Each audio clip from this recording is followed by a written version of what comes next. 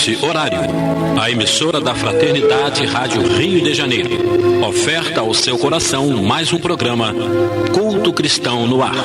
Participe conosco.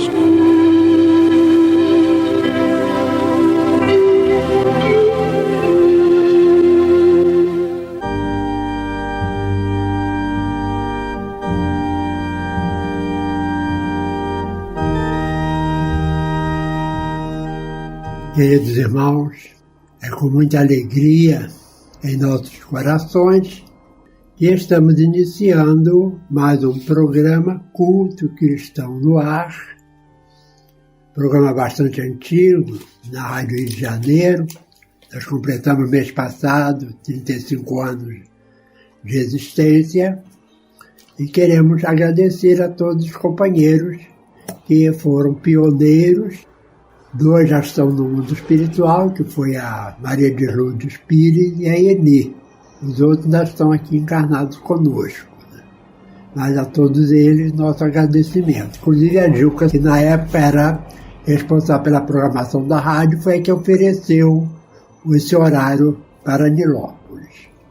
Queremos lembrar que a rádio está ainda fazendo aquela campanha dos 800 novos colaboradores do Clube da Fraternidade. Quem ainda não colabora com a rádio financeiramente puder, é um valor mínimo de R$20, eu acho que não fica tão difícil a gente fazer um esforço e colaborar com a emissora para que ela possa seguir a sua missão, que é divulgar a doutrina espírita e o Evangelho de Jesus para o mundo inteiro. Participando do programa de hoje, esse que vos fala, Lidiane Barreto, nosso filho João Carlos e a Jane Chantre, que também é responsável por um outro programa na rádio, que é Em Defesa da Vida. Então vamos dar início, passando a palavra a Jane para a leitura da mensagem inicial. Do livro Pão Nosso, pelo Espírito de Emmanuel, psicografia de Francisco Cândido Xavier, a mensagem Pensa um pouco. Está em João, capítulo 10, versículo 25, dito por Jesus, o seguinte versículo: As obras que eu faço em nome de meu Pai, essas testificam de mim. É vulgar a preocupação do homem comum relativamente às tradições familiares e aos institutos terrestres a que se prende nominalmente, exaltando-se nos títulos convencionais que lhe identificam a personalidade. Entretanto, na vida verdadeira, criatura alguma é conhecida por semelhantes processos.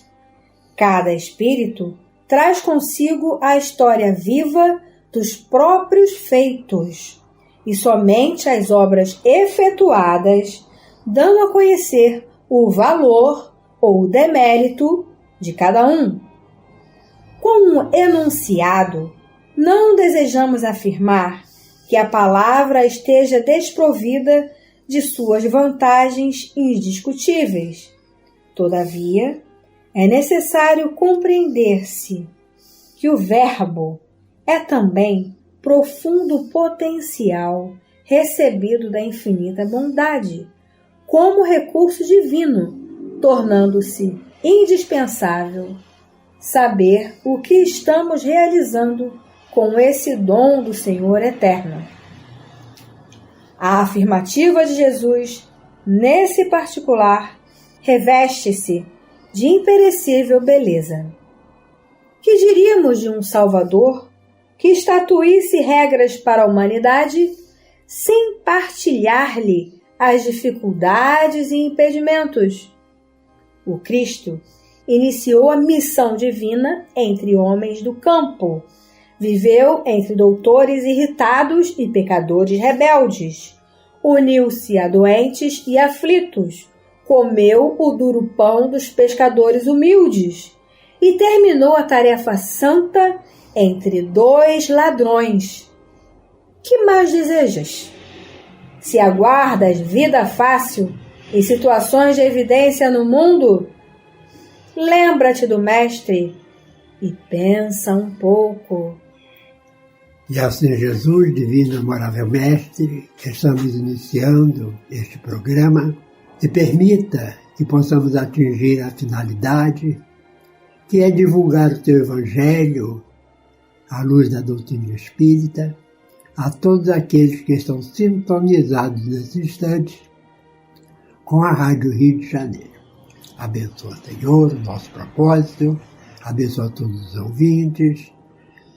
E pedimos também, Senhor, que dê aos diretores, funcionários e programadores da rádio sempre aquela vontade firme de fazer as coisas cada vez melhor. Obrigado por tudo, Senhor, que a tua paz possa envolver nosso país e toda a humanidade, hoje e sempre. Olá, ouvintes. Nós estamos aqui dando continuidade ao capítulo 21 do Evangelho segundo o Espiritismo, que tem como título Haverá falsos cristos e falsos profetas. E nesse programa, nesse culto, nós vamos estudar os itens 4 e 5, que tem 2 subtítulos: Missão dos Profetas e Prodígios dos Falsos Profetas. Eles estão intimamente ligados um ao outro, são 2 textos também reduzidos, então acho que dá para a gente estudar aqui no programa de hoje, esses 2. São ainda comentários de Kardec, não entramos na parte terceira do capítulo, que é a das instruções dos Espíritos. E aí diz assim o item 4, Missão dos Profetas. Atribui-se comumente aos profetas o dom de adivinhar o futuro, de sorte que as palavras profecia e predição se tornaram sinônimas. No sentido evangélico, o vocábulo profeta tem mais extensa significação. Diz-se de todo enviado de Deus com a missão de instruir os homens e de lhes revelar as coisas ocultas e os mistérios da vida espiritual.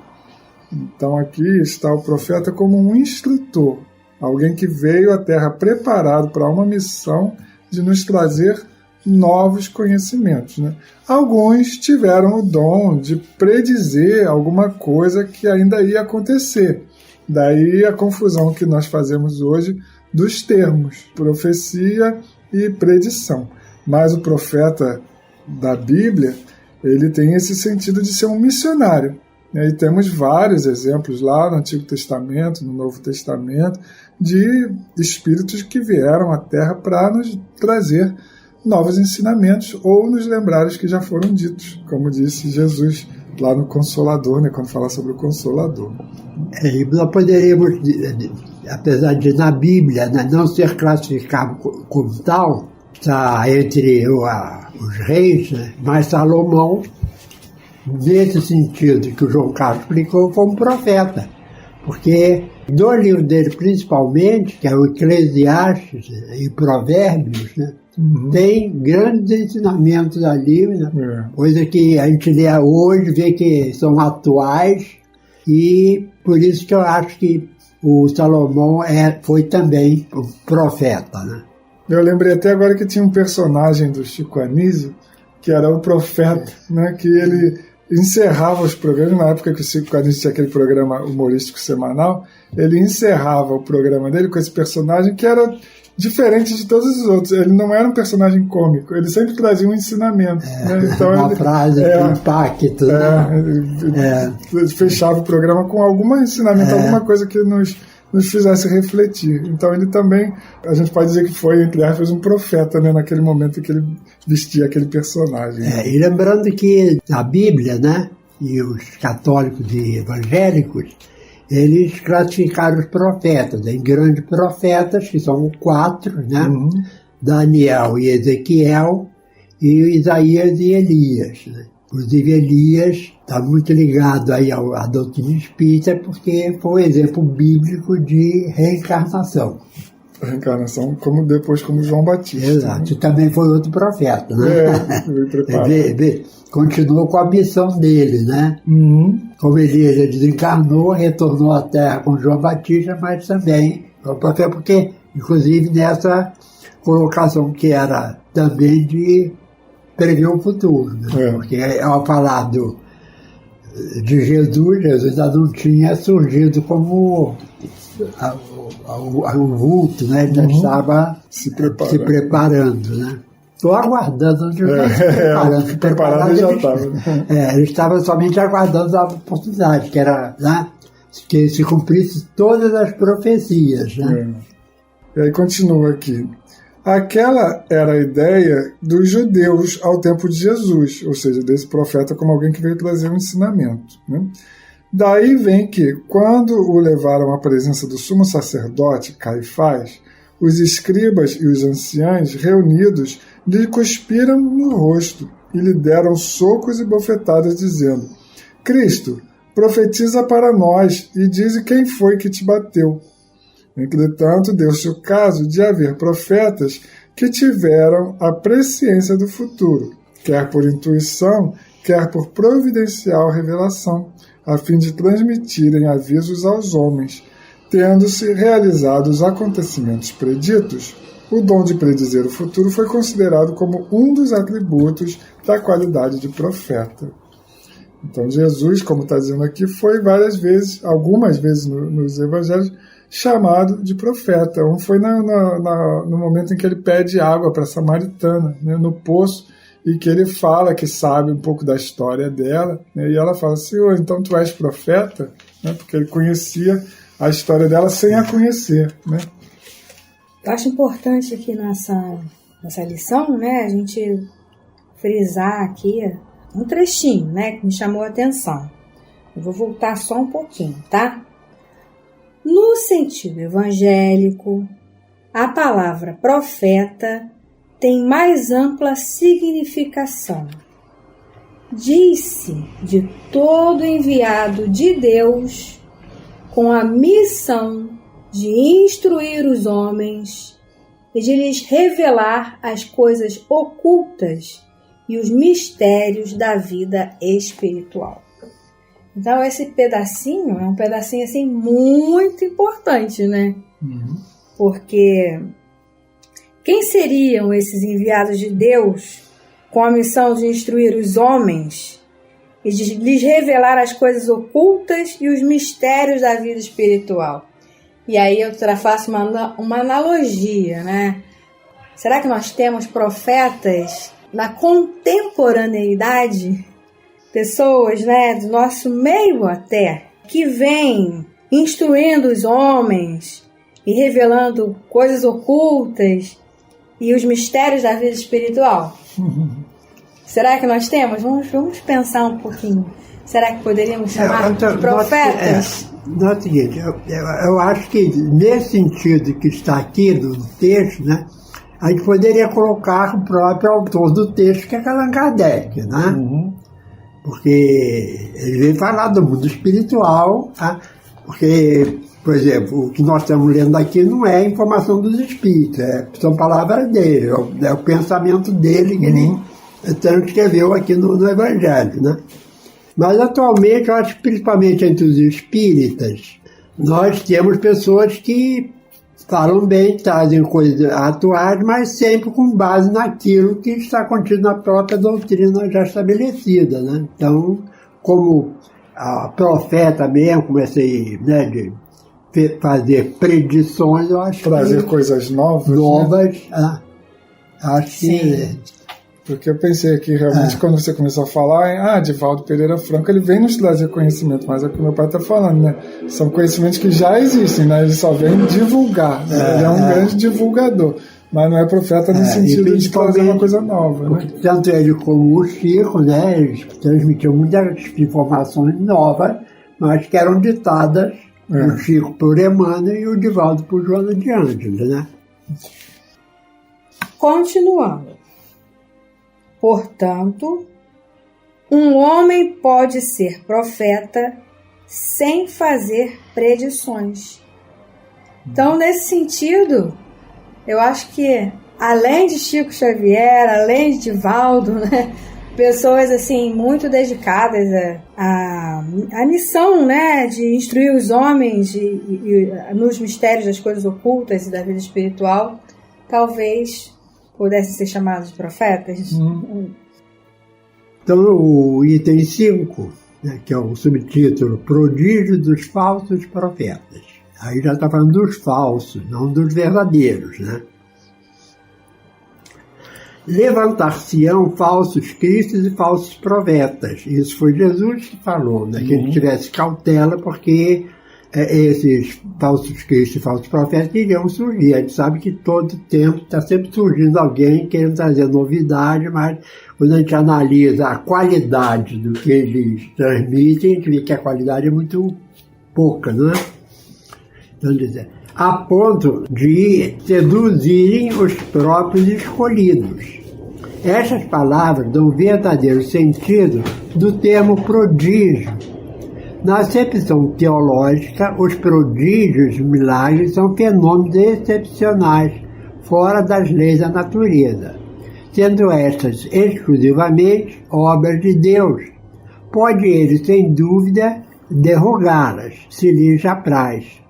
O simples bom senso, porém, diz que não é possível haja ele dado a seres inferiores e perversos um poder igual ao seu, nem ainda menos o direito de desfazer o que ele tinha feito. Então, nesse primeiro momento, a gente vê que Deus, em sua sabedoria, não ia otorgar aos espíritos, né, para virem à Terra com vamos dizer assim, a missão de falar coisas que não eram dos princípios divinos, né? E a gente vê que ao longo do tempo, e ainda hoje, de vez em quando aparece. Aí, no programa passado, eu lembrei dos gurus, né? Toda pessoa mais ou menos famosa tinha um guru que, né, a pessoa não fazia nada na vida sem consultar essas pessoas, né?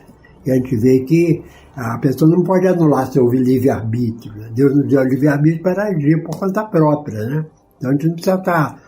E tem muita gente ainda dentro da doutrina espírita que quer que os espíritos, né, digam tudo a eles, né, fazendo previsões de coisas materiais, quando o profeta verdadeiro é aquele que traz mensagens novas, mas acerca dos problemas do espírito. Se, portanto, né, de acordo com o sentido que se atribui a essas palavras, o espírito do mal tem o poder de fazer prodígios, tais que os próprios escolhidos se deixam enganar, o resultado seria que, podendo fazer o que Deus faz, os prodígios e os milagres não são privilégios exclusivos dos enviados de Deus, e nada provam, pois que nada distingue os milagres dos santos dos milagres do demônio. Necessário, então, se torna procurar um sentido mais racional para aquelas palavras.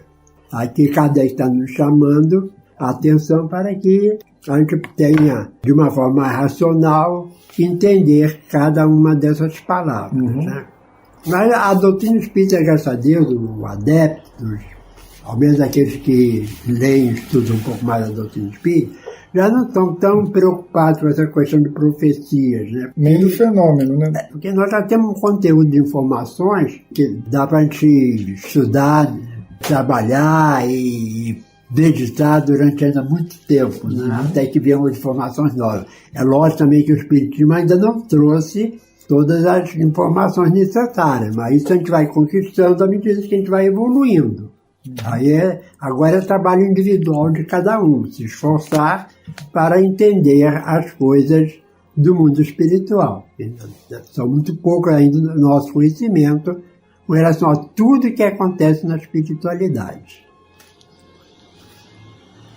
E aí ele vai explicar agora o sentido dessas palavras milagre e prodígio que ele falou anteriormente, né? Para o vulgo ignorante, Todo fenômeno cuja causa é desconhecida passa por sobrenatural, maravilhoso e miraculoso. Uma vez encontrada a causa, reconhece-se que o fenômeno, por muito extraordinário que pareça, mas não é do que a aplicação de uma lei da natureza. Assim, o círculo dos fatos sobrenaturais se restringe à medida que o da ciência se alarga. E a gente vê a ciência explicando coisas que até então eram consideradas sobrenaturais, né?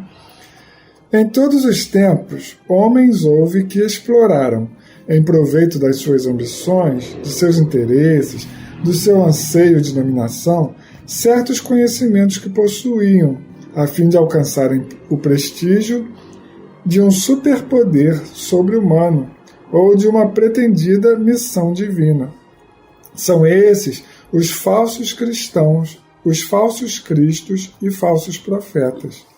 A difusão das luzes lhes aniquila o crédito, donde resulta que o número deles diminui à proporção que os homens se esclarecem. O fato de operar o que certas pessoas consideram prodígios não constitui, pois, sinal de uma missão divina, visto que pode resultar de conhecimento cuja aquisição está ao alcance de qualquer um, ou de faculdades orgânicas especiais, que o mais indigno não se acha inibido de possuir, tanto quanto o mais digno. O verdadeiro profeta se reconhece por mais sérios caracteres e exclusivamente morais. Esse final aqui é muito importante, né? O verdadeiro profeta se conhece por critérios morais, não pelas peripécias que ele faz. E aí a gente lembra daqueles... uma pessoa que chega numa tribo de indígena e solta uma pólvora e faz uma explosão, né? Para os índios aquilo vai ser um milagre, uma coisa sobrenatural, mas é uma coisa que todos nós já podemos dominar, né? Aí também não é o índio de hoje, ao menos o Brasil, porque o de hoje do Brasil já está usando a internet, né? Uhum. Tem algumas tribos ainda estão mais em estado de isolamento, mas a maioria já está agindo igual o homem civilizado, né? Então nós vamos passar aqui a nossa poesia, né? Essa aqui foi feita para esse programa de hoje, né? Eu dei com o título Falsos Profetas. Sobre falsos profetas já alertava Jesus. São cegos guiando cegos que ao precipício conduz. E agora em nossos dias eu afirmo sem receio, ainda de falsos profetas, nosso mundo está cheio. Pessoas despreparadas que, em nome de Jesus, com a Bíblia na mão, os incautos seduz. O vocábulo profeta tem esta significação: todo enviado à terra com uma nobre missão. Pode um homem ser profeta sem fazer predições, ensinando aos homens boas e nobres lições. O verdadeiro profeta traz a missão consigo de falar sobre Jesus como irmão e amigo. É assim, com essa poesia que tão claramente sintetizou o ensinamento que nós lemos hoje, né? Vamos encerrar o nosso programa pedindo que cada um em seus lares e seu ambiente de trabalho, onde estiverem, meditem conosco sobre principalmente a nossa missão na Terra, o nosso quinhão de pequenos profetas que podemos ser também, levando esse conhecimento da espiritualidade aos nossos semelhantes, levando esperança, consolação às pessoas desiludidas, desamparadas, em depressão, que tanto precisam desse alento que a fé no futuro pode nos proporcionar. Então, que cada um receba também essa esperança, esse fôlego, essa vitalidade para continuar a sua vida, dando o seu exemplo e a sua contribuição para o mundo. Fica conosco, Senhor, que assim seja.